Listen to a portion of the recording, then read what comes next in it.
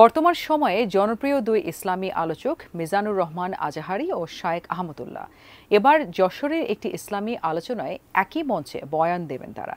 এদিকে রাজনৈতিক পট পরিবর্তনের পর থেকেই বাংলাদেশের সংবিধান ও প্রতিবেশী রাষ্ট্রের সঙ্গে সম্পর্ক কেমন হবে তা নিয়েও কথা বলছেন এই দুই স্কলার। এমন পরিস্থিতিতে এই আলোচনা থেকে কি বার্তা দেবেন আজাহারি আহমদুল্লাহ? বিস্তারিত শেখ ফরিদের রিপোর্টে। জনপ্রিয় ইসলামী স্কলার ডক্টর মিজানুর রহমান আজহারি ও আস-সুন্নাহ ফাউন্ডেশনের প্রতিষ্ঠাতা চেয়ারম্যান শায়েখ আহমদুল্লাহ এবার একই মঞ্চে বয়ান দেবেন। ৩ জানুয়ারি শুক্রবার যশোর শহরের ফুলের হাটের আদ-দ্বীন সকিনা মেডিকেল কলেজ মাঠে আয়োজিত মাহফিলে তারা বয়ান দিবেন। এর আগে আদ-দ্বীন ফাউন্ডেশনের উদ্যোগে যশোরে শুরু হয়েছে ৩ দিনব্যাপী তাফসিরুল কোরআন মাহফিল।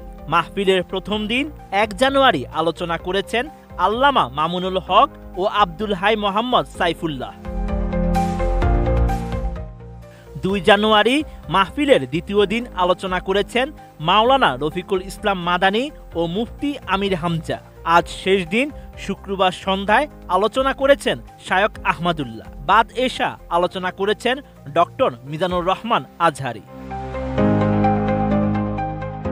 কোয়ালিটি সম্পন্ন আন্তর্জাতিক মানের CMT 500W CSRM committed for better still। আদ-দ্বীন ফাউন্ডেশনের মানব সম্পদ কর্মকর্তা জাহেদ হোসাইন জানান, আদ-দ্বীন ফাউন্ডেশন শুধু ওয়াজ মাহফিলের মধ্যে সীমাবদ্ধ করেনি, এখানে ইসলামিক কৃষ্টি কালচার তুলে ধরা হচ্ছে। দেশের প্রখ্যাত লেখকদের বই পাওয়া যাচ্ছে বইমেলার স্টলে। গার্ডিয়ান, সত্যায়ন, বিন্দু, সিয়ান সহ 22টি প্রকাশনী এখানে স্টল দিয়েছে। এখানে শুধু ওয়াজ মাহফিল নয়, এখানে হজের প্রশিক্ষণ দেওয়া হচ্ছে। এছাড়া এই প্রতিষ্ঠানটির পাবলিক রিলেশনস কর্মকর্তা তরিকুল ইসলাম তারেক জানান, দেশের প্রখ্যাত 6 আলেম নিয়ে এটাই প্রথম কোনো বড় অনুষ্ঠান হচ্ছে। এই ব্যতিক্রমী আয়োজনের জন্য আদ-দ্বীন ফাউন্ডেশনের নিজস্ব 150 বিঘা জমি সহ আশপাশের আরও 200 থেকে 300 বিঘা জমি জুড়ে এই মাহফিলের জন্য মাঠ প্রস্তুত করা হয়েছে।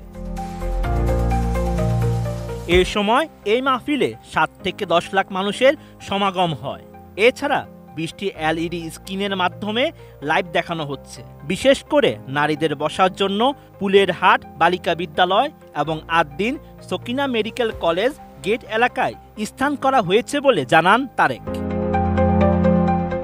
Sheikh Farid, ATN news.